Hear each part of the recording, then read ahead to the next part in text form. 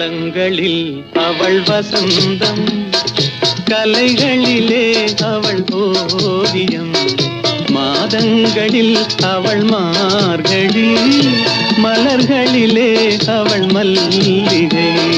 காலங்களில் அவள் வசந்தம்.